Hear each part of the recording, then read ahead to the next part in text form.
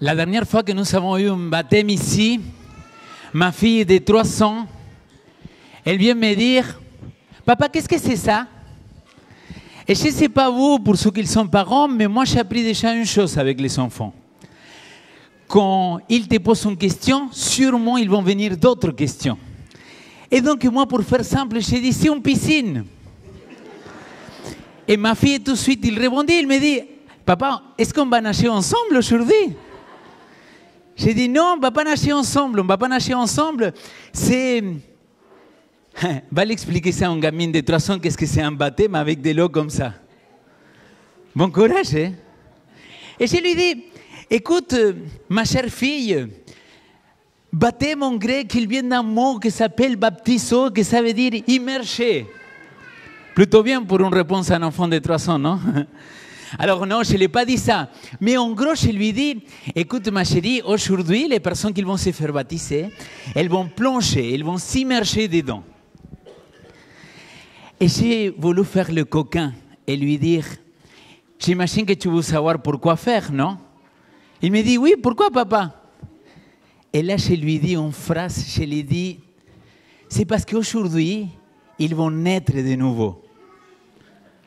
Elle a ouvert les yeux, elle a dit, papa, je vais avec maman.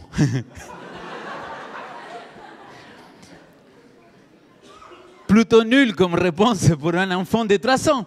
Mais en gros, mes amis, c'est ce que vous allez vivre, vous 4. Vous allez expérimenter une nouvelle naissance.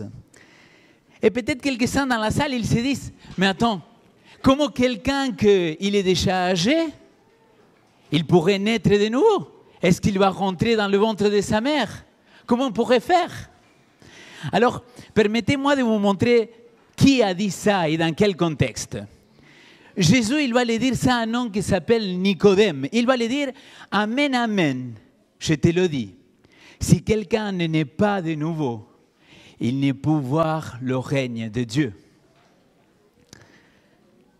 C'est dans ce contexte-là qu'il va le dire une phrase, il faut naître de nouveau.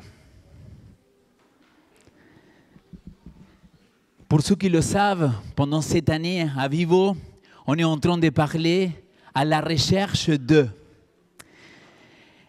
Et le samedi dernier, vous étiez là, et on a dit que l'être humain, il est perpétuellement à la recherche. Il y a quelques-uns qui cherchent l'amour, la paix, le succès, la vie, la vérité. Chacun de nous, on cherche quelque chose, n'est-ce pas? Cet homme-là, Nicodème, il cherchait le royaume de Dieu. Et je pense que je m'identifie un peu. Et en connaissant vous 4, je pense que vous pouvez vous identifier à lui. Tous les 4, vous cherchez quelque chose. Je ne sais pas si vous étiez si convaincus que c'était le royaume de Dieu que vous cherchez, mais c'était le cas. Tous, on recherche quelque chose. Notre société d'aujourd'hui, vous savez ce qu'il cherche? Ce n'est pas moi, un petit pasteur, qui le dit. C'est les sociologues qui l'expliquent que notre société actuelle, il a besoin de quelque chose. Pas de religion, pas de Dieu. Ils ont besoin d'une spiritualité. De vivre quelque chose avec Dieu. Et donc, je me dis, pourquoi l'être humain, il recherche ça? Pourquoi Nicodème et vous 4, dans un moment, vous vous êtes mis à la recherche de quelque chose, de cette spiritualité? Ben, c'est très simple. Paul, il va dire que nous sommes corps, âme, esprit. Corps, âme, esprit. Corps, la chair. Âme, la psyché, les émotions, les sentiments. Esprit, ce côté spirituel. Alors, qu'est-ce qui se passe dans notre société d'aujourd'hui? Tout le monde prend soin du corps, tout le monde prend soin des émotions, des sentiments. Mais est-ce qu'on prend soin de ces côtés spirituels? Il y a des gens qui se disent, tu sais, j'ai tout pour être heureux, j'ai tout pour être heureuse, mais il me manque quand même un truc. Je ne sais pas qu'est-ce qu'il me manque, mais il me manque un truc. Il y a quelque chose qui me manque, et je ne sais pas c'est quoi. Moi, je sais ce que c'est. Il y a 3 ans en arrière, une femme, il vient me voir après d'un musical qu'on avait fait avec mon église hispanique. qui s'appelait Jésus.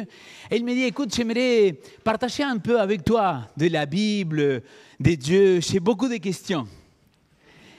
Et donc, je lui ai dit volontiers. On a pris rendez-vous et elle est venue chez moi. Et donc, j'ai commencé par quoi? Par l'écouter, savoir qu'est-ce qu'elle vivait. Elle m'a dit, j'ai toujours cherché cet Dieu, cette spiritualité. J'ai toujours ressenti qu'il existait quelque chose. Et ma phrase à ce moment-là, il était très clair. C'est « Waouh, super !» J'ai dit, tu sais, on pourrait philosopher pendant longues heures de bouddhisme et d'autres choses que tu as pu déjà regarder. Par contre, moi, je suis pasteur. Et le seul truc que je peux partager avec toi, en tout cas, c'est ce que je crois. C'est la Bible, c'est Jésus. Elle me dit, oups, Jésus, il me pose un peu de problème quand même. Là, c'est mal parti. Et je ne me rappelle pas très bien, cette personne-là, il pourrait témoigner un jour, qu'est-ce que je lui ai dit. Mais je lui ai dit, là, on est dans un petit problème, mon ami. Parce que moi, je suis fan de Jésus. Et tu sais pourquoi? Jésus, il a dit, je suis le chemin, la vérité et la vie. Personne ne va au Père sinon par moi. Si tu veux vivre une spiritualité, si tu veux ressentir quelque chose avec Dieu, pour moi, il faut passer par le chemin, la vérité et la vie. Amen. Quand même. Et c'est dans ce contexte-là qu'il va le dire à Nicodème. Amen, amen, je te le dis. Si quelqu'un n'est pas d'eau et d'esprit, il ne peut entrer dans le royaume de Dieu. Ce qui est né de la chair est chair, et ce qui est né de l'esprit est esprit. De quoi il parlait Jésus-Christ? Quand il a dit, il faut naître d'eau et d'esprit, il parlait d'un symbole comme celui-ci. Il parlait de se plonger et désirer vivre un renouveau, décider de vivre quelque chose avec Jésus-Christ. C'est ça qu'il va chercher.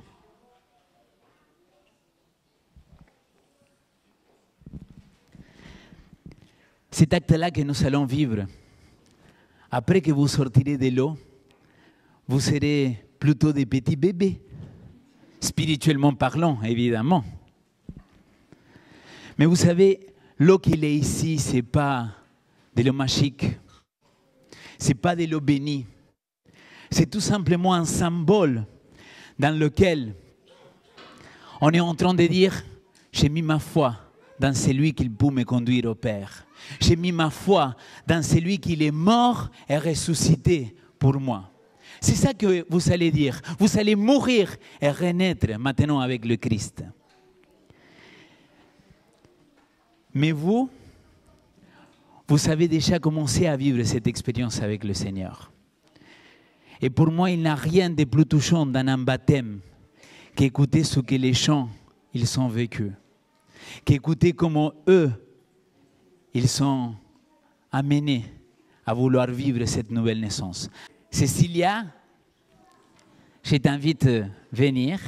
Je m'appelle Cécilia, pour ceux qui ne me connaissent pas. Je suis argentine, j'ai 32 ans et c'est ma 4e année en France. Pendant des années dans ma vie, je me suis trouvée dans une grande stagnation. J'avais le sentiment que je ne progressais en rien. Cela produisait une profonde tristesse en moi. J'étais toujours disponible pour les autres, donnant toujours le meilleur de moi-même. Et, sans penser à moi. Tout ce que j'avais entrepris ne fonctionnait pas. Toutes les relations que j'avais, elles s'échouaient toujours. Je me sentais tellement submergée, abattue. J'avais le sentiment que je n'étais pas digne d'être aimée. Et je ne croyais pas que de bonnes choses pouvaient m'arriver. Vous pouvez imaginer. C'est horrible de ressentir cela. Sentir que tout est sombre dans ta vie. Que même si vous avez fait de votre mieux, personne ne le reconnaissait. Personne ne voyait la vraie Cécilia. Plongée dans les larmes, j'ai prié Dieu de m'aider car je ne pouvais plus. Je ne pouvais plus continuer comme ça. Il me fallait un nouveau départ dans ma vie. Sans réponse immédiate, j'ai pensé que Dieu m'avait oublié. Mais cela, ce n'était pas le cas. Un jour, mon frère Léo et ma belle-sœur Karen m'ont proposé de venir en France en tant que fille au père pour garder ma nièce, Naomi. Ouf, quelle décision importante que je devais prendre, quel bouleversement que je devais passer. Cela signifiait d'arrêter d'être toujours disponible pour les autres et pour la première fois, penser à moi. J'ai pris le courage de le faire. J'ai commencé les démarches en croyant que la chance était avec moi. Les documents, la visa et tout le reste me l'ont donné sans aucun problème. J'ai entrepris le voyage. La chance, c'est que je croyais, mais en réalité, Dieu était en train de répondre à ma prière. Après mon arrivée en France, beaucoup de choses se sont passées en moi. J'avais des batailles internes à affronter, des gens à pardonner, des cicatrices à guérir et des peurs à affronter. Mais Dieu est magnifique. Et ses méthodes de travail sont infinies. Par exemple, grâce à l'amour de ma nièce, qu'elle m'a toujours donné, je me suis sentie aimée. Cela a été une des nombreuses guérisons que mon cœur a eues. Et maintenant, l'amour de mon neveu Nathanaël. Les premiers baptêmes auxquels j'ai assisté, c'était celle de Myriam. À la fin du baptême, mon frère a invité à ceux qui ressentaient le désir de donner sa vie à Christ. J'ai senti en moi le profond désir de lui donner ma vie. À ce moment-là, j'ai compris que je n'avais jamais été seule, que mon Jésus était toujours avec moi, qu'il prenait soin de moi, qu'il plaçait les bonnes personnes au bon moment et qu'il me regardait tel que je suis. Et dans mon cœur, j'ai senti une paix qui ne peut venir que de lui. Mais je ne me sentais pas prêt à me faire baptiser tout de suite. Et Jésus le savait. Depuis ce jour-là, Dieu m'a guidée. J'ai connu des gens formidables en me faisant sentir que j'avais une deuxième famille. Vivant. Je me suis sentie utile et reconnue dans cette famille. Grâce à Jésus, je sens que je peux briller à nouveau, sans peur, sans douleur. Aujourd'hui, je peux témoigner qu'avoir choisi que Jésus fasse partie de ma vie est la meilleure décision que je peux prendre. Je n'ai plus peur de ce qu'ils vont dire, ni de ce qui peut m'arriver, car ma confiance est en lui pour toujours. J'aimerais vous lire un verset qui me touche profondément et qui se trouve dans le livre des Psaumes, chapitre 31, verset 15. Moi, j'ai mis ma confiance en toi, Seigneur. J'ai dit, tu es mon Dieu. Je vous invite à mettre votre confiance et votre espoir en lui, car il est toujours fidèle. Merci. Bonjour à toutes et à tous. Je m'appelle Hervé et je suis super heureux de pouvoir partager avec vous mon parcours de ma vie d'avant à ma vie aujourd'hui avec Dieu, qui m'a offerte gratuitement et sans condition. J'ai grandi dans une famille de tradition catholique, mais sans pratique de la foi. Dieu m'a béni dès ma naissance en m'offrant une merveilleuse famille. Je tiens d'ailleurs à remercier mes parents, et notamment ma mère, pour tout ce qu'ils ont fait pour ma famille, pour ma sœur et moi, pour tout l'amour qu'ils ont su nous témoigner, malgré les épreuves. J'ai perdu mon père quand j'avais 15 ans. Mais de manière générale, j'ai eu une enfance très heureuse. Et je n'ai jamais manqué de rien. Jusqu'à il y a peu, ma vie a ressemblé à celle de beaucoup d'autres jeunes hommes. À 18 ans, je suis parti faire mes études dans une autre ville et ai pris mon indépendance. J'ai alors découvert l'univers de la fac et celui de la fête. Au fur et à mesure de mes 5 années d'études, je suis devenu un vrai fêtard. J'adorais tout ce qui était lié. Alcool, drogue, folie, filles, etc. J'adorais ça. Je me sentais très vivant et très heureux. En 2015, je suis arrivé dans la région pour le travail. Toujours autant attaché à combler mes besoins d'amitié, de folie, d'excitation, l'univers de la fête me comblait et je ne voyais aucune raison de le remettre en question. Puis Dieu a commencé son intervention dans ma vie en me faisant rencontrer une de ces fabuleuses filles, Maëlys.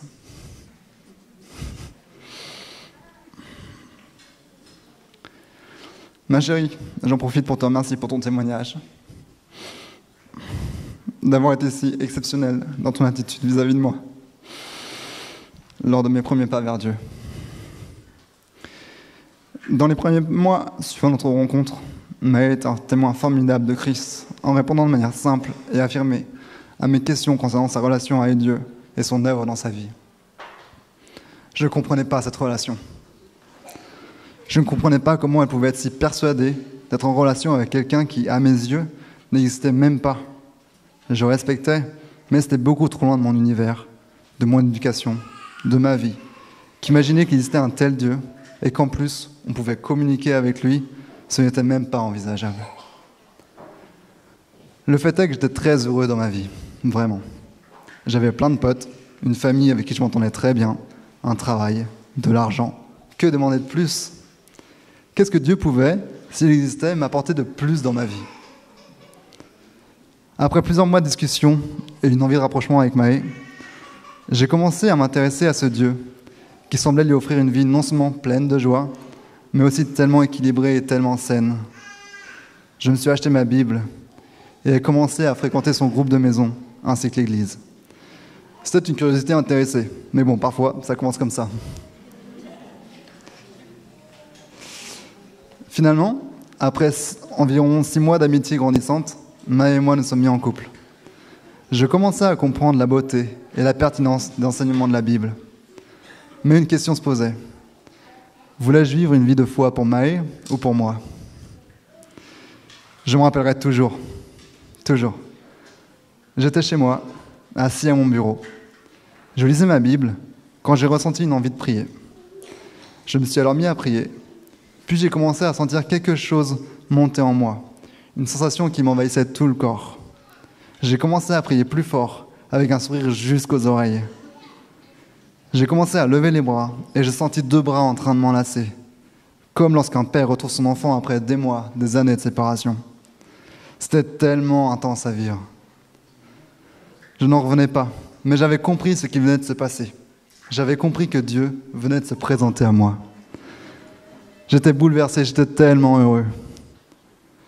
Suite à cette rencontre, aussi réelle pour moi qu'incompréhensible pour quelqu'un qui ne croirait pas en Dieu, j'ai fermement décidé de l'accepter dans ma vie et de vivre ma foi pour moi avec ce Dieu qui était dorénavant bien réel, bien vivant. Cette décision fut la meilleure décision que j'ai pu prendre de toute ma vie. Elle allait marquer dans ma vie un avant Jésus-Christ et un après Jésus-Christ.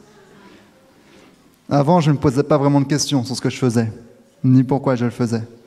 Je me demandais même pas si telle ou telle relation, façon de penser, façon d'agir, pouvait faire du mal aux personnes directement concernées, aux autres ou bien à moi-même. Je vivais les choses les unes après les autres, et du moment où je me sentais heureux, tout allait bien.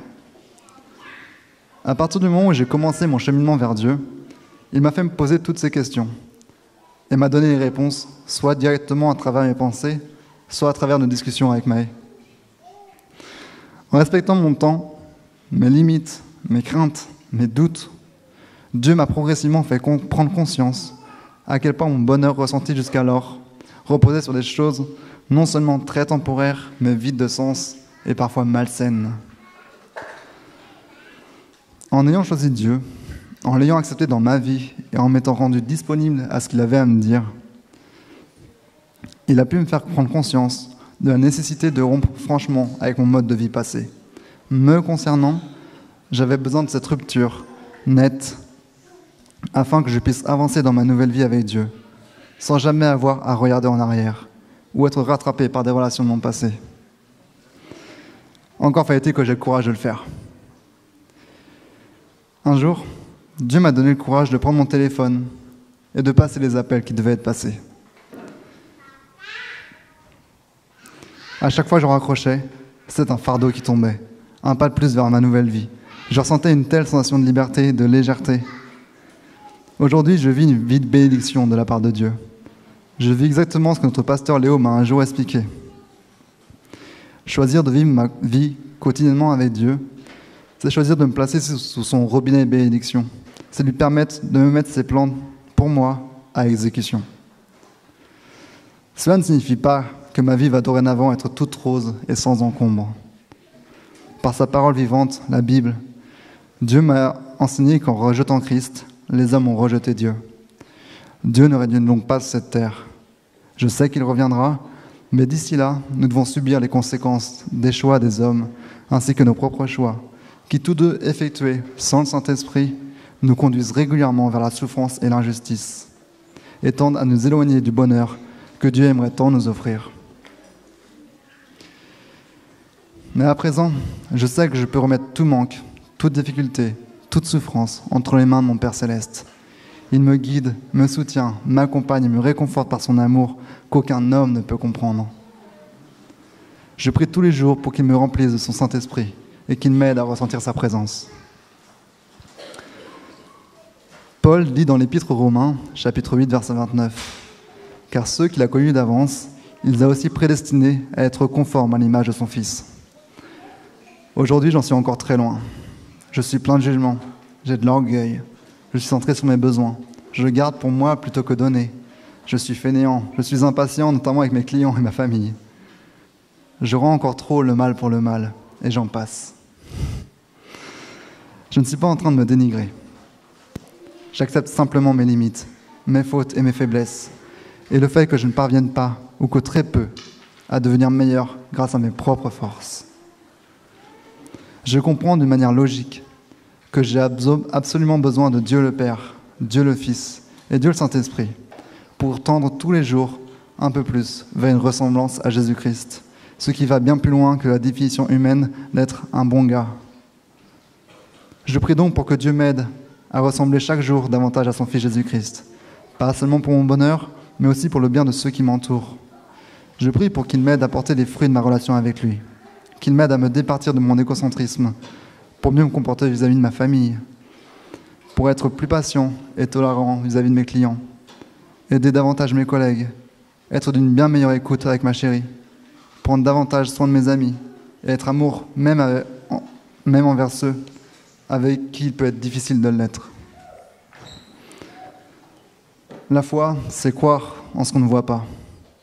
C'est un fait et je le vis tous les jours. Mais très régulièrement, je vois que Dieu agit. Et quand je ne vois rien, ce n'est pas que Dieu n'agit pas. C'est que mes yeux ne sont pas capables de voir, ou que je ne me rends pas disponible pour le voir. Si mes yeux étaient davantage disposés à voir la toute-puissance de Dieu, je verrais tous les jours à quel point Dieu agit, à quel point Dieu est présent, à quel point Dieu est vivant. Ma nouvelle vie est un fait de Dieu, bien palpable, bien visible. Dieu a des plans de bonheur pour nous. Il m'a offert cette intense, magnifique et profonde relation avec ma mère. Il m'a offert des amitiés profondes, saines, des personnes avec qui nous tirons vers le haut. Certains sont devenus de véritables personnes ressources. Je n'avais jamais été aussi bien entouré. Aujourd'hui, je veux passer alliance avec Dieu, par les eaux du baptême, car je crois fermement, comme Léo l'a dit, que Dieu est le chemin, la vérité et la vie. Je m'appelle Sophie, j'ai 37 ans. 37 ans d'expériences enrichissantes, bonnes pour certaines et d'autres plus tumultueuses. Dès les premiers instants de ma vie, lorsque j'étais encore dans le ventre de ma mère, j'ai failli mourir car le cordon ombilical s'était enroulé autour de mon cou. Mes parents étaient alors à l'hôpital car ma mère était sur le point d'accoucher. Mon père, ayant les yeux fixés sur le monitoring, voyait que les battements de mon cœur s'atténuaient par intermittence. À ce moment-là, il courut à la salle de soins, prévenir l'équipe médicale qu'il se passait quelque chose d'anormal. Je suis alors née par césarienne en urgence. À quelques secondes près, j'étais morte. Mes parents m'ont toujours appelé le bébé précieux, car ils ont perdu un enfant qui s'appelait Sébastien, à l'âge de 2 mois, d'une méningite foudroyante 2 ans auparavant. J'ai donc été sauvée et j'ai grandi avec mes autres frères et sœurs. J'ai fréquenté l'église adventiste depuis ma naissance, car mon père, à cette époque-là, était pasteur. J'ai alors eu le privilège, lorsque j'étais tison, de participer à des camps de jeunesse adventiste et d'avoir rencontré Gabi Samperio. Je ne sais pas où il est, il est par là. Gabi, il est petit, alors on ne le voit pas trop.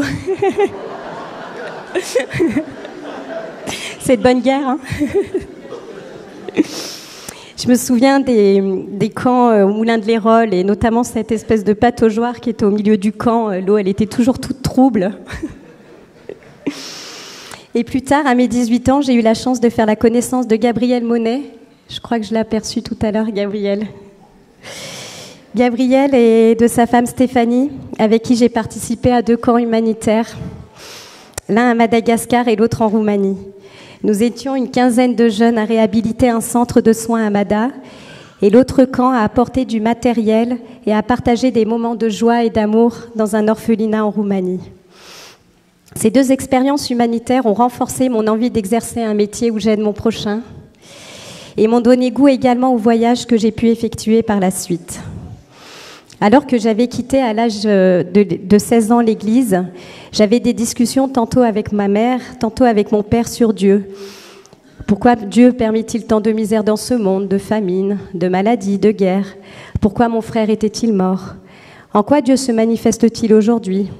Je ne comprenais absolument pas le sens des réponses de mes parents. Et puis j'ai fait des études en alternance, loin de ma famille. Certains profs m'ont dit que j'arriverais à faire aucune étude supérieure car je n'avais pas le niveau. J'ai persévéré, je n'ai rien lâché et je suis devenue infirmière.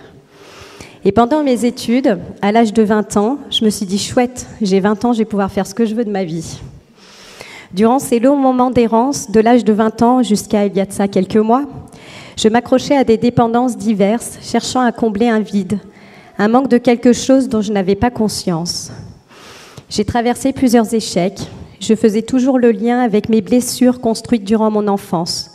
Je mettais toujours la faute sur mes parents, à ce qui m'avaient fait subir. Et puis, à l'âge de 30 ans, je me suis dit que je n'allais plus m'engluer dans ces souffrances toute ma vie. J'ai alors pris le bottin et j'ai appelé par hasard une psychothérapeute, psychanalyste, dont sa spécificité est l'analyse tridimensionnelle, corps, âme, esprit. Au début de ma thérapie, je n'avais pas conscience de ce que voulaient dire ces 3 mots. Accessoirement, ma psy est chrétienne, mais à ce moment-là, ça ne me parlait pas. J'ai donc fait le choix de prendre soin de mes souffrances. En parallèle, je suis en formation avec ma thérapeute qui est également formatrice. Je me dis pourquoi pas un jour moi-même devenir thérapeute, mais ça j'ai envie de dire, Dieu seul le sait. Et puis dans ces cours, il y a par moments des versets bibliques, ayant un lien avec la psyché, les pensées, les émotions, le souffle de vie. Un jour que je relisais un verset écrit dans son cours, je me disais, tiens, pourquoi pas lire le chapitre en entier? Je me dirigeais alors à ma bibliothèque, car je me souvenais que ma mère m'avait fait faire une Bible en 2001. Je ne l'avais jamais réouverte depuis.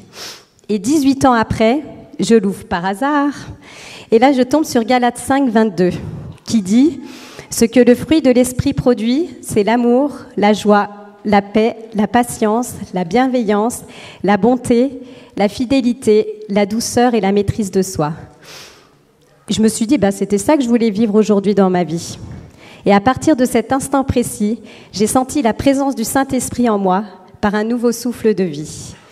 J'en ai parlé à ma mère qui, bien sûr, s'est réjouie pour moi. Toutes ces années de prière pour que je rencontre Dieu dans ma vie se sont exaucées. Et puis, je lui ai demandé si elle connaissait un pasteur cool. Pas trop ringard, plutôt ouvert d'esprit, pour que je puisse suivre des études bibliques. J'avais vachement de peur et des a priori, car ça faisait plus de 20 ans que je n'avais pas côtoyé de pasteur, ni remis les pieds dans une église. C'est alors que j'ai été accueillie à bras grands ouverts chez Léo et sa femme Karen. De fil en aiguille, ou plutôt d'études bibliques en études bibliques, j'ai dit à Léo que j'étais prête à me faire baptiser, car je n'avais aucun doute de l'alliance que je voulais faire dès ce moment-là avec Dieu. Ma vie a alors radicalement changé. Je sentais une nouvelle directive à ma conscience. Ce que je voulais dire à travers mon témoignage, c'est parce que j'ai reconnu mes faiblesses et mes souffrances que j'ai ouvert mon cœur à Dieu et que nous nous sommes rencontrés. J'ai compris dans mon histoire de vie que j'ai eu ma part à faire dans tout ça. Ma part d'avoir eu le courage de demander de l'aide à un thérapeute. Le Seigneur a fait le reste en me mettant sur mon chemin une thérapeute chrétienne. Ma part d'accepter que Dieu intervienne dans ma vie. J'ai alors pris conscience qu'il me comble d'un amour inconditionnel que je ne trouverai jamais ailleurs. Par miracle, du jour au lendemain, je n'avais plus de dépendance nocive, mais une dépendance à lui. Dès lors, je vis dans la joie.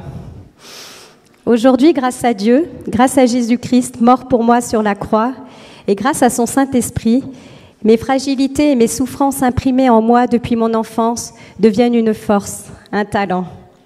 Je dirais même un don que Dieu m'a offert, car grâce à celle-ci, j'ai pu développer une sensibilité à aider mon prochain. Je voulais illustrer cette analyse par un texte dans Romains 8, 26 à 29, qui se résumerait ainsi. « J'ai été façonné par les expériences de la vie, souvent indépendamment de ma volonté. Le Seigneur a permis ces situations pour me former. Et puis je remercie Dieu d'avoir été patient avec moi et de m'avoir attendu tout ce temps. Car comme il est écrit dans le psaume 56, 8, « Tu comptes les pas de ma vie errante, recueille mes larmes. Ne sont-elles pas inscrites dans ton livre ?» Le pauvre, j'ai dû l'épuiser avec tous mes pas. Dieu a toujours été à mes côtés, dès les premiers instants de ma vie, et j'en le remercie infiniment. Il restera à mes côtés, et je resterai à ses côtés pour l'éternité. Je le remercie aussi car il prend soin de moi, et il m'aide à prendre conscience de l'importance de prendre soin de mon corps, de mon âme et de mon esprit. Merci, Père, car grâce à toi, j'ai pardonné à ceux qui m'ont offensé dans mon enfance, car toi-même, tu as pardonné mes péchés. C'est par un travail de guérison en profondeur avec Dieu, et également ma thérapeute qui prend soin de moi, que je peux écouter la souffrance de mon prochain. Que le Saint-Esprit me guide quotidiennement auprès de mes patients en souffrance psychique. Je le remercie d'avoir des collègues formidables avec qui je prends vraiment plaisir à travailler. Même si tous les jours, c'est pas facile, hein, n'est-ce pas? Je voulais que mon témoignage touche mes frères et sœurs de sang, leur entourage, mes proches, mes amis, mes collègues de travail, ainsi que mes prochains, qu'ils puissent eux aussi rencontrer Jésus dans leur vie. Il y a 1 an de ça, tu m'aurais dit que je serais là à faire alliance avec Dieu en me baptisant. Je pense que je t'aurais certainement rigolé au nez. Comme quoi, avec Dieu, tout est possible. Bonjour, je m'appelle Mélanie, j'ai 34 ans et je suis professeure de danse classique et assistante maternelle à l'école maternelle. Alors moi, je suis née dans une famille non croyante et je n'ai reçu aucune éducation religieuse. Pourtant, j'ai grandi avec Dieu de manière intime. C'était lui, moi et le reste du monde. Je le gardais pour moi comme un trésor, je le voyais dans toutes choses. Dans la nature, dans le cœur des gens, dans l'art. La contemplation et la méditation sont devenus mes passe-temps préférés. Dieu met d'abord sur ma route 2 enfants pour me montrer le chemin, pour me montrer ce qui me manque. Laetitia et Ludovic, avec qui je vais tisser des liens très forts d'amitié. Ils sont adventistes. Comme nous ne fréquentons pas la même école et que nos parents ne se connaissent pas, pour les voir, je vais les rejoindre parfois à l'église d'Avignon, avec ordre strict de ne jamais suivre l'école du sabbat. Mes parents n'aimaient pas du tout les religions. Alors j'attendais dans une grande salle, toute seule, pendant que tout le monde étudiait la Bible. C'était assez impressionnant, j'ai vraiment des gros souvenirs où je sentais vraiment la présence de Dieu. Je me sentais minuscule et c'est un peu comme ça aussi que j'ai commencé à aimer la contemplation, à apprendre à regarder, à écouter et à sentir Dieu en fait. C'était juste génial. Je le souhaite à tout le monde. Voilà, mais ces amis-là, on s'est séparés, on s'est perdus de vue parce que je suis partie loin à l'école et pour la danse, j'ai voyagé. Alors de mon côté, ma foi grandit et je trouve dans la danse vraiment un merveilleux moyen d'exprimer ma foi, de communier avec Dieu sans avoir à parler. Parce que comme vous le voyez, je ne suis pas très à l'aise quand je parle. Ma danse était vraiment pour lui tout entière, chaque mouvement. J'avais vraiment l'impression de le glorifier, de me mettre à son service, en montrant la grâce de ce corps qui m'était offert et sa capacité à exprimer. C'était comme une prière. Mais ma foi a grandi tant et tant que la danse ne m'a plus suffi. J'ai ressenti le besoin d'avoir des rituels. Mais je ne savais pas comment ni quoi faire. J'avais peur que ce soit stupide ou un peu tordu. Alors je me suis mise à chercher dans plein d'endroits, dans l'histoire des religions. J'avais très peur quand même parce que j'avais peur de tomber dans quelque chose qui ne me convenait pas, comme si le fait simple de m'y intéresser à la Bible ou à autre chose pouvait me laver le cerveau. Mais je ne trouvais rien qui fasse écho à ce que je vivais. À ce moment-là, je suis restée comme ça en suspens pendant très longtemps. J'ai continué à faire confiance à Dieu, même si mes actes n'étaient pas toujours louables, en accord avec ma conscience ou avec ce que Dieu m'inspirait. Et puis, un jour, c'en était trop. J'ai décidé de tout quitter. J'étais à Lyon, j'avais une carrière de danseuse, j'avais du travail, des amis, j'étais fiancée. J'ai dit au revoir à tout le monde. J'ai eu une opportunité de travail dans l'Ain. Et j'avais plus envie d'être en ville. C'était trop dur. Je sentais plus Dieu. J'étais pas en accord avec lui dans ce que je faisais, dans ce que je vivais, dans mon travail. Et j'ai pris la décision folle de partir. J'ai laissé tout le monde, mon fiancé, mon travail, ma carrière de danseuse pour m'installer en Haute-Savoie. Pas beaucoup de gens ont compris ce que j'ai fait. À ce moment-là, bizarrement, j'ai reçu plein de propositions de travail, notamment un poste titulaire au Conservatoire de Lyon que j'ai refusé. Et la direction d'une école aussi que j'ai refusée. Voilà.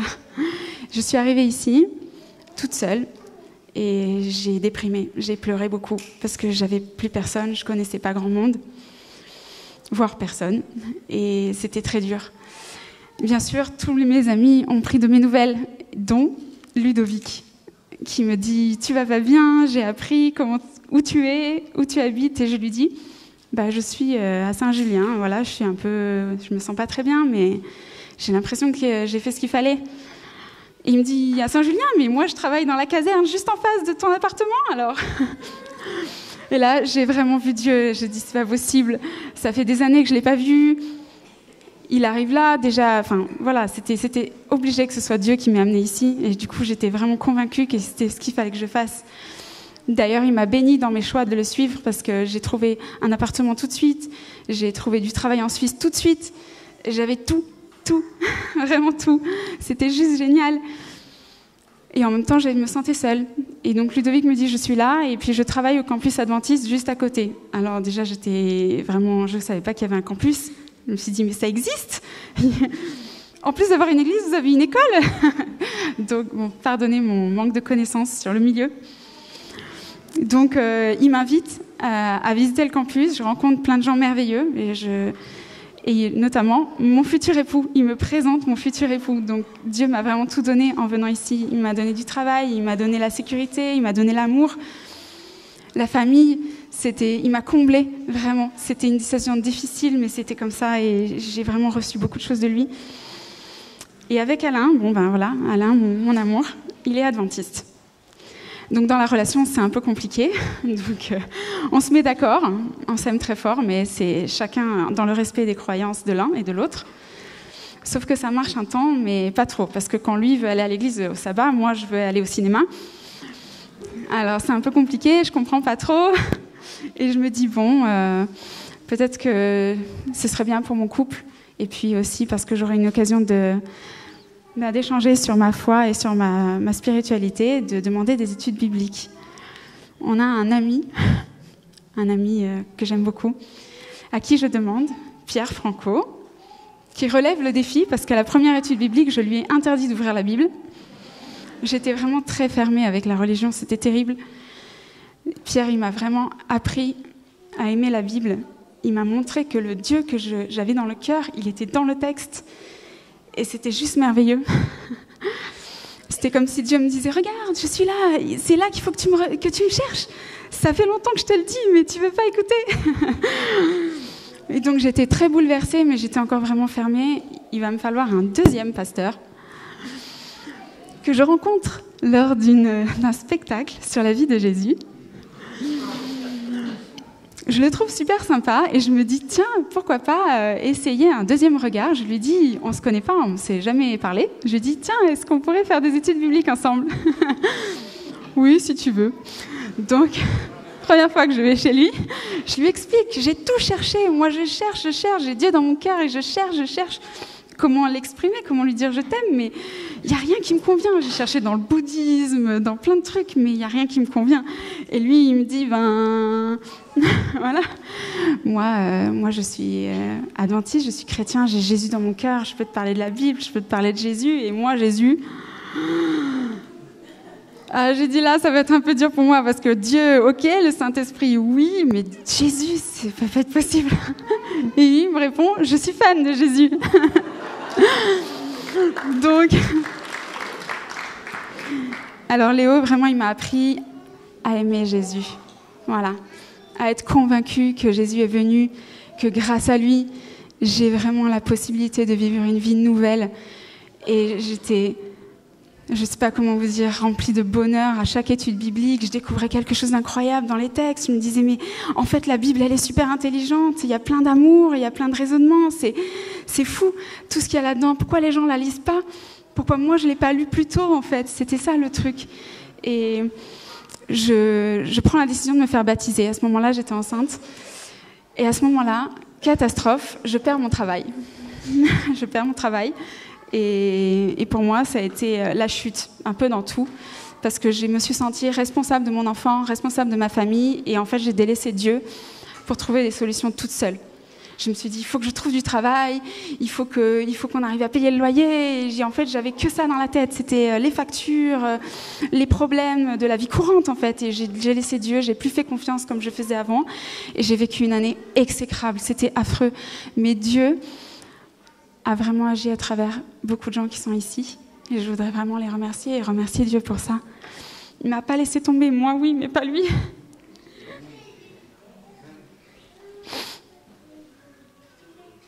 Alors quand j'ai pu me reposer et que j'ai repris le goût de me connecter à Dieu, j'arrivais plus à lire la Bible. C'était terrible. J'arrivais plus à rien. Je demandais à tout le monde, donnez-moi un bouquin, donnez-moi quelque chose. N'importe quoi qui parle de Dieu, mais qui ne soit pas la Bible, j'arrive plus à la lire. Et tout le monde me disait, mais des livres, il y en a plein, lequel tu veux? J'en sais rien, propose-moi. Et là, j'ai des amis, toujours Dieu qui parle à travers tout le monde. C'est juste merveilleux quand je vois le nombre de personnes qui grâce à lui, à travers lesquelles il a agi pour moi, je me dis qu'il m'aime énormément. Voilà, j'ai 2 amis pendant les vacances qui m'ont partagé un témoignage, le témoignage d'Alain Audercé. Et là, je retrouve une force, mais incroyable. Et je me mets à fouiller dans la bibliothèque de mes beaux-parents. Ils ont plein de livres. Et j'en trouve un qui s'appelle « Le Christ de l'Apocalypse ». Honnêtement, des années en arrière, j'aurais vu ce livre avec ce titre, mais j'aurais fui, quoi. J'aurais dit « Non, mais c'est bon, stop ». Mais là, je le vois et je me dis « C'est lui, il faut que je le lise ». Je l'ai dévoré en 10 jours. Dans ce livre, il y avait... Ça parlait des prophéties, ça parlait des lettres aux différentes églises, ça parlait de... Je crois que ce jour-là, vraiment, je crois que j'ai reçu le baptême du Saint-Esprit. Je ne peux même pas vous dire dans quelle sensation je me suis trouvée. Quand j'ai compris vraiment le message de la Bible, tout s'emboîtait, tout ce que j'avais appris avec Pierre, avec Léo, tout, je comprenais tout. Pourquoi le monde fonctionne comme ça, pourquoi moi je ressens les choses comme ça. C'était juste magnifique. Je me sentais heureuse, je me sentais bien et je me suis dit, il faut absolument que je me fasse baptiser. Et à ce moment-là, Léo m'envoie un message, parce que c'était un peu mon Jiminy Cricket. Il me disait tout le temps, ouh, coucou, je suis là. Si tu veux revenir, je t'attends. Et Dieu aussi t'attend. Et il me prend des nouvelles et je lui dis, justement, j'ai envie de te voir, il faut qu'on se voit. Il faut qu'on se voit. Et on s'est retrouvés. C'était... Je pense qu'ils ne s'attendaient pas à me voir comme ça. J'étais vraiment euphorique, c'était génial. Et voilà, et puis il m'a proposé de me rejoindre à vous pour ce baptême aujourd'hui, et je le remercie vraiment. Pour moi, ce baptême, ce n'est pas un début, parce que je chemine avec Dieu depuis longtemps. Mais ça marque vraiment mon engagement envers Dieu, envers Jésus. Je crois vraiment que Jésus est venu, que par lui, par son sacrifice, je vais pouvoir vivre une vie nouvelle. Et pour ça, je le remercie. Merci Dieu, merci Seigneur. Je voudrais inviter tous les gens qui ont une foi naissante ou qui ne savent pas trop, qui sont fermés aux religions, être un peu curieux, parce que en fait, vous serez vraiment surpris. Vous allez peut-être trouver des choses merveilleuses dans la Bible. Et je voudrais partager avec vous un verset que j'ai lu. Ce n'est plus moi qui vis, c'est le Christ qui vit en moi. Je vis dans la foi du Fils de Dieu qui m'a aimé et qui s'est livré lui-même pour moi.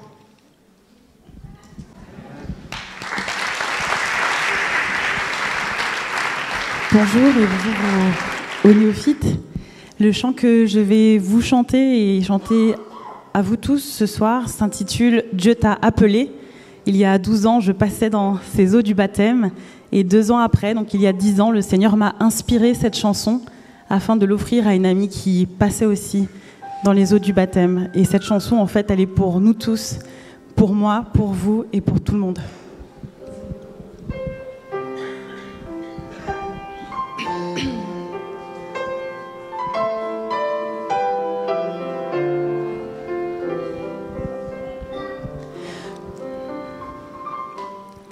Dieu t'a appelé de là où tu étais.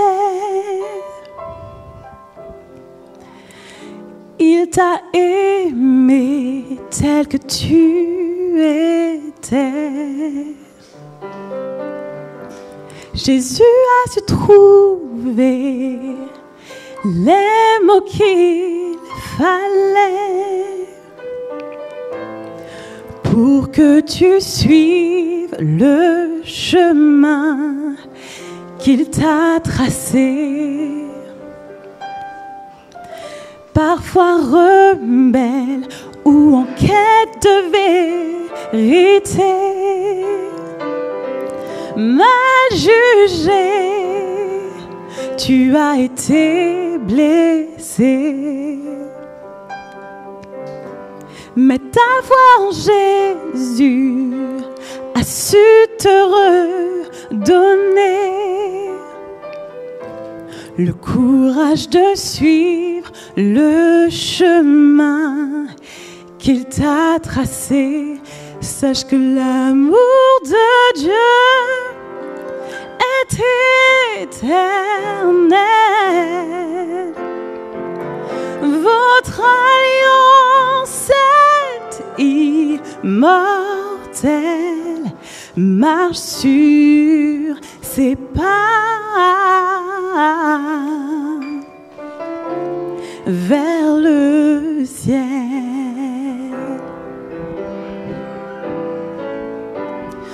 Regarde comment Jésus te protège, à quel point il t'est fidèle.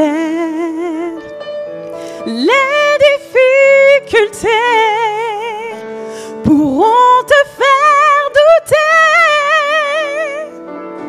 mais Jésus saura te rassurer. Rien n'est plus beau que le lien qui vous unit. C'est l'alliance de toute une vie. Jamais ton sauveur ne t'abandonnera. En Jésus tu as fait le bon choix. Sache que l'amour de Dieu est éternel. Votre alliance est immortelle.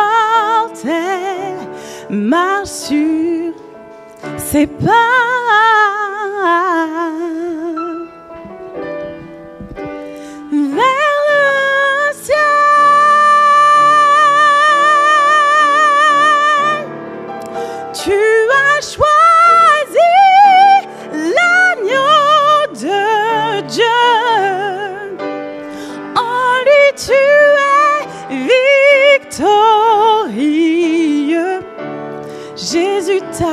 racheté, lavé, justifié.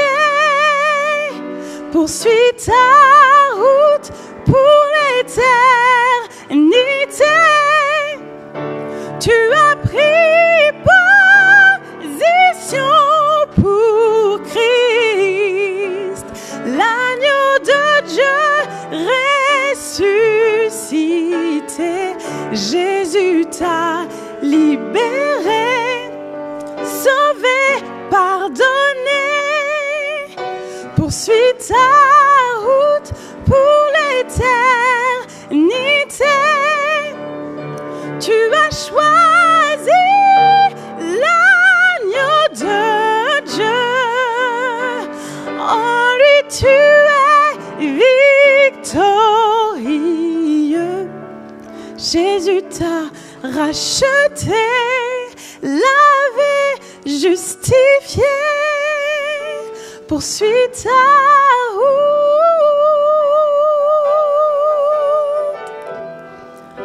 Poursuis ta route.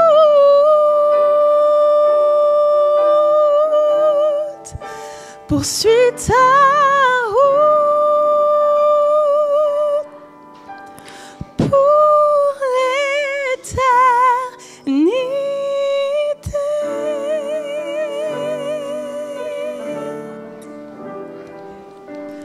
Dieu t'a appelé.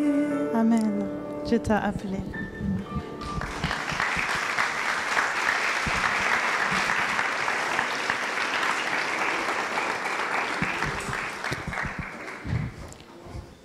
Avec certains, on a étudié pendant très longtemps la Bible, avec d'autres un peu moins, mais avec tous, on a vu en quoi nous croyons.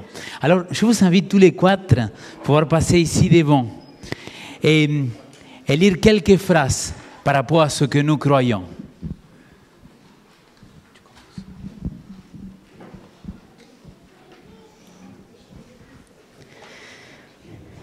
J'ai mis ma confiance en Dieu, mon Père du ciel, créateur de l'univers et tout ce qu'il contient.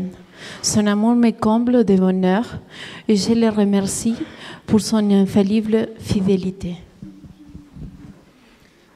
Je veux passer ma vie en compagnie de Jésus-Christ, le Sauveur qui a pardonné mes péchés.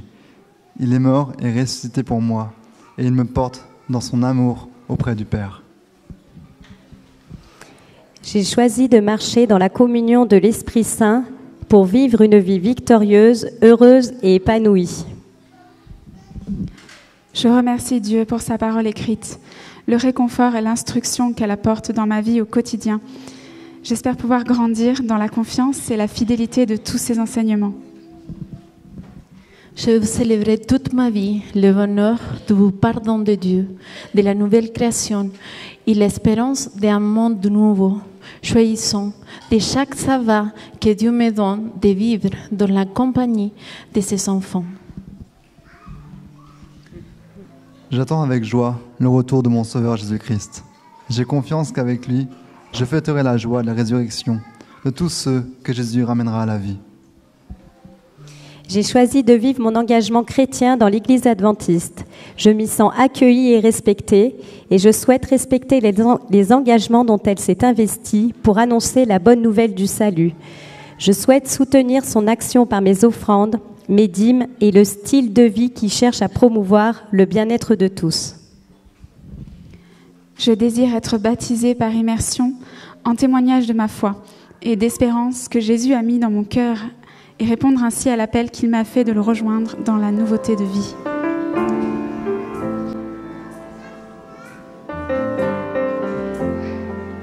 Ensemble. Père, je n'ai qu'un désir, d'être près de toi et sentir tes pas.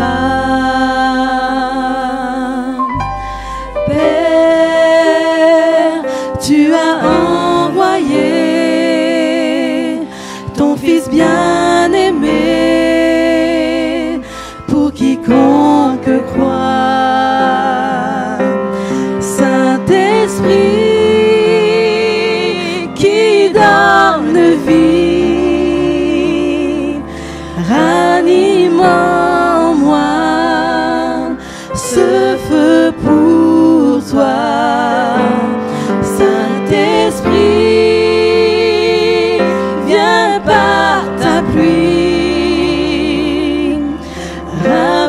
rafraîchis-moi et envoie un souffle nouveau.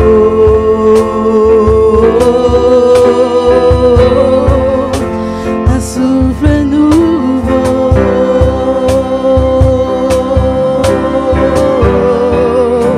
Un souffle nouveau.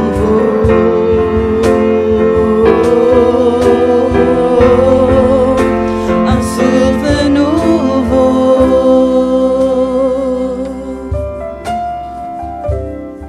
Dans la famille, on dit tous que je suis l'aîné, elle me suit.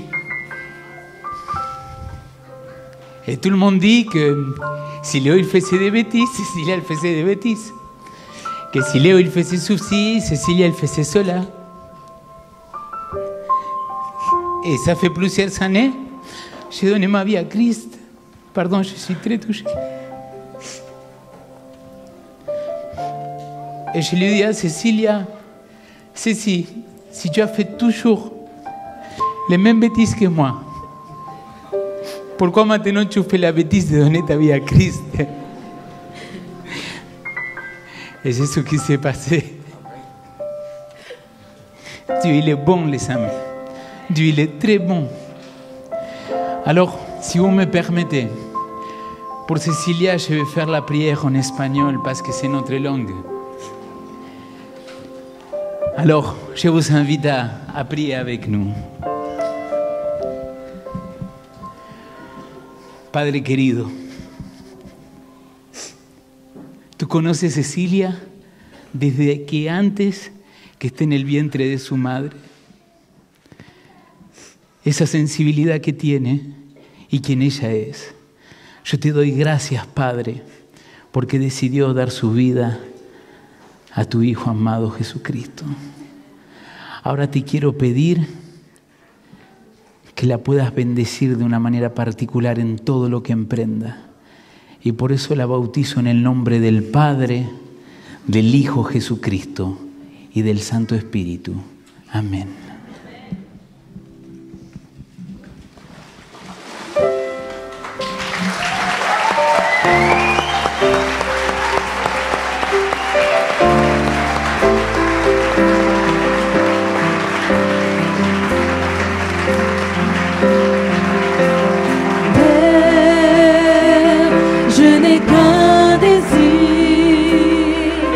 Rester près de toi, écouter ta voix.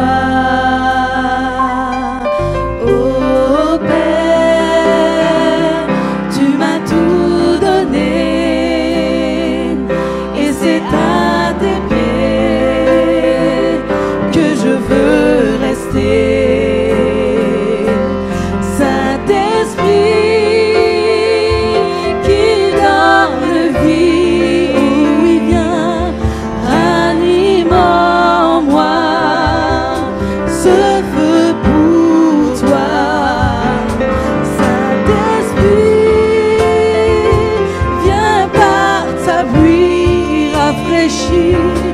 Rafraîchis-moi et envoie un souffle nouveau.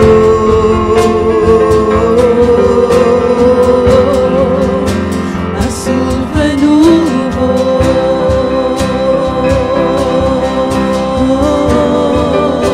Un souffle nouveau.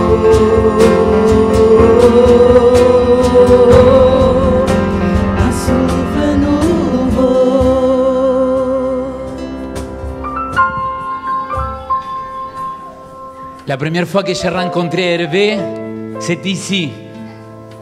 Je le rencontre, 10 secondes plus tard, il était en train de témoigner ce qu'il vivait avec Dieu. Je pense qu'il m'a dit « Bonjour, je m'appelle Hervé et voilà ce que j'ai vécu avec le Seigneur. » Et on a commencé à étudier la Bible ensemble. J'ai appris que plusieurs personnes y sont passées dans son cheminement. Mais je pense que dès la première rencontre qu'on a fait ensemble et qu'on a commencé à étudier la Bible, on s'est rendu compte qu'on avait beaucoup de choses en commun. Qu'est-ce que j'aimerais partager tout ce qu'on a vécu avec lui Et ensuite, avec Maë, tous les trois, en étudiant la Bible, sentir l'Esprit, sentir ce que vous avez vu qu'ils sont. Que pour ça, je continue à être pasteur. Et vraiment, j'aimerais prier pour Hervé.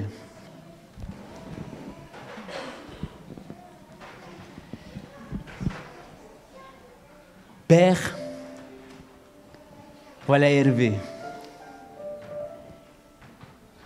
Voici sa 12e naissance, qu'il est déjà bien entamée.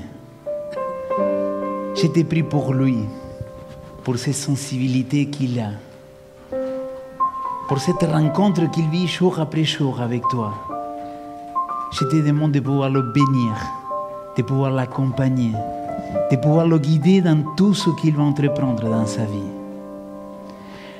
Et maintenant, Seigneur, je le baptise au nom du Père, du Fils Jésus-Christ et du Saint-Esprit. Amen.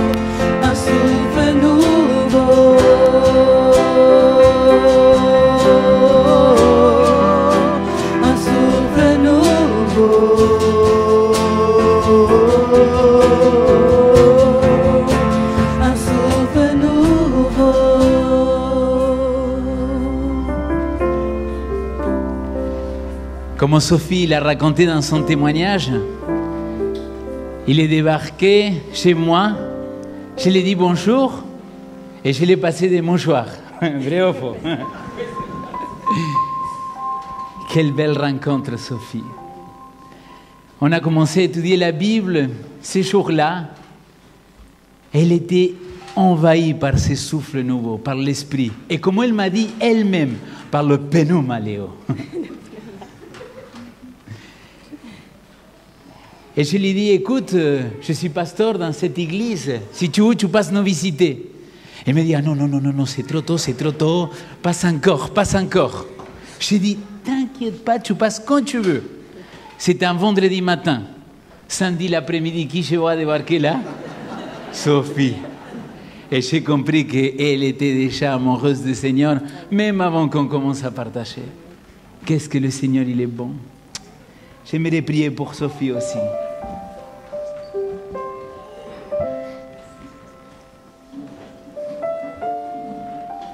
Seigneur, tu connais mieux que personne Sophie. Tu sais pour tout ce qu'il a traversé, ce qu'elle a pu souffrir, ses blessures. Mais elle a témoigné comment toi tu l'as guérie. Elle a témoigné comment toi tu es venu la chercher. C'est pour ça que je voulais prier pour elle. Parce qu'elle a choisi de se faire baptiser et de donner sa vie à toi. Je vous la baptiser au nom du Père, du Fils Jésus-Christ et du Saint-Esprit. Amen.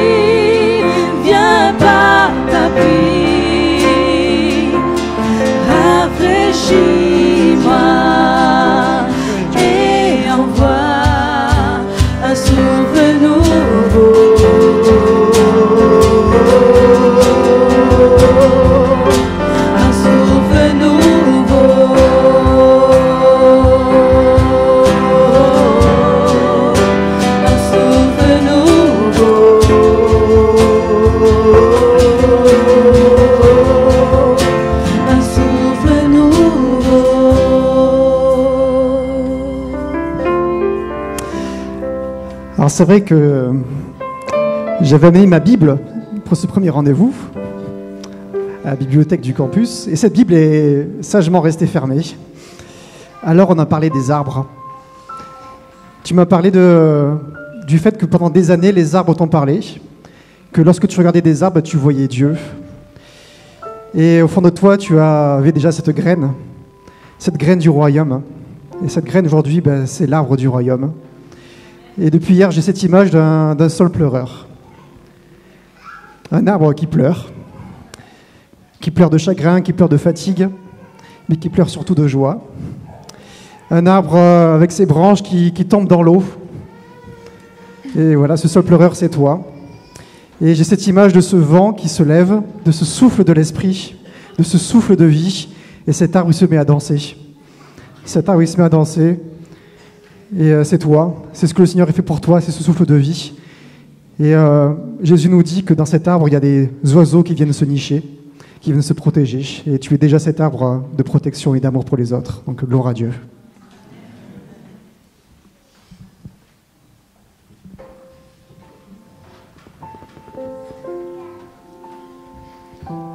Merci Pierre pour ces paroles.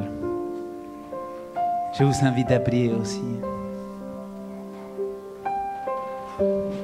Normalement, Seigneur, parfois, il doit y avoir cet ordre, le baptême et après le baptême de l'Esprit.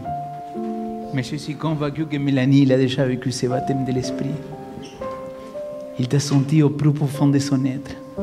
Et c'est pour ça qu'aujourd'hui, je la baptise au nom du Père, du Fils Jésus-Christ et du Saint-Esprit. Amen.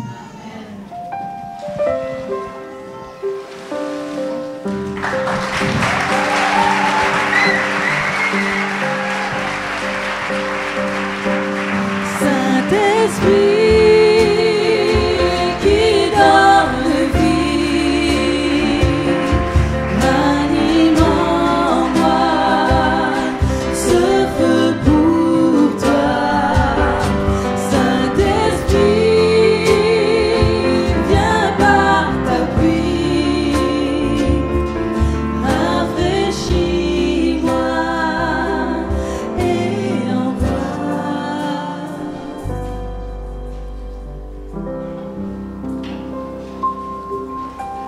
J'aimerais dire gloire à Dieu. Alléluia. Vraiment que le Seigneur soit présent dans la vie de chacun de vous. Qu'est-ce que c'est beau sentir sa présence. On se sent comblé, on se sent rempli de l'Esprit. Et vous avez entendu les 4 témoignages. 4 personnes qui vous ont partagé ce que Dieu il a fait dans leur vie. Tout à l'heure, je disais, il y a plein de gens dans ce monde qui disent, il me manque un truc. Il me manque quelque chose et je suis à la recherche. Et je ne sais pas quand ni comment, mais j'aimerais vous lancer une invitation. Est-ce que ici, il y a quelqu'un qui aimerait dire, je ne sais pas quand, Seigneur, mais j'aimerais bien vivre ce renouveau. J'aimerais bien vivre les expériences que cette fille et ce garçon ils nous ont racontées. Est-ce qu'il y a quelqu'un qui aimerait dire, Seigneur, je souhaite te donner ma vie. Je souhaite commencer à cheminer avec toi. Est-ce qu'il y a quelqu'un qui aimerait dire, oui Seigneur, je veux avoir ce renouveau en moi. Vous ne voulez pas avoir le renouveau? Et pourquoi je ne vois pas de mains là-haut? Alors que les dieux, il les voit hautes ses mains. Que le Seigneur, il puisse le savoir. Est-ce qu'ici, il y a quelqu'un qui aimerait qu'on puisse prier pour lui, pour elle? Qu'on puisse prier pour lui dire, Seigneur, je vais vous donner ta vie. Je vous ai vu. Est-ce que vous voulez qu'on prie pour vous? Amen. Est-ce que vous voulez venir près de moi, comme ça je peux prier avec vous? Ici, il y a eu quelqu'un aussi qui m'a dit qu'il a levé la main, qu'il a dit qu'il voulait donner sa vie. Amen.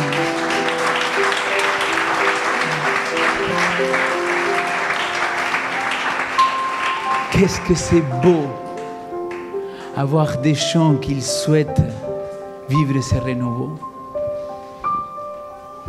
J'ai une petite voix qui me dit, Léo, il y a quelqu'un de plus ici dans cette salle, qu'elle sent qu'elle est clouée à la chaise et qu'elle n'ose pas venir. Je prie en ce moment pour qui que ce soit, qu'ils se sentent cloués et qu'ils n'osent pas venir. Mais si vous le sentez pendant que je prie, levez-vous et je vais prier pour vous 4. Que le Saint-Esprit puisse vous bénir et qu'encheminer avec lui.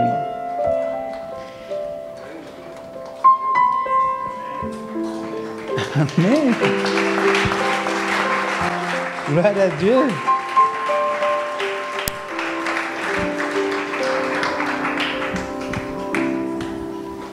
Amen. Le Seigneur, il nous surprend toujours, mes amis. Alors si pendant que j'ai pris, il y a l'autre cloué que je ne savais pas, qu'il vient. J'aimerais prier pour vous, les amis. Seigneur, tu vois ces personnes qui se sont levées, qu'ils se sont avancées comme un signe qu'ils souhaitent vivre ces renouveaux dans leur vie. Ils ont été touchés pas simplement par les témoignages, par les chants, mais j'ose croire que c'est par ton Saint-Esprit, par ce souffle nouveau qu'ils sont touchés. Je te prie, Seigneur, de les accompagner, de cheminer là où ils sont, pour qu'un jour, ils puissent prendre la décision de passer par ces eaux de baptême. Voilà ma prière, Seigneur, au nom de ton Fils Jésus-Christ. Amen.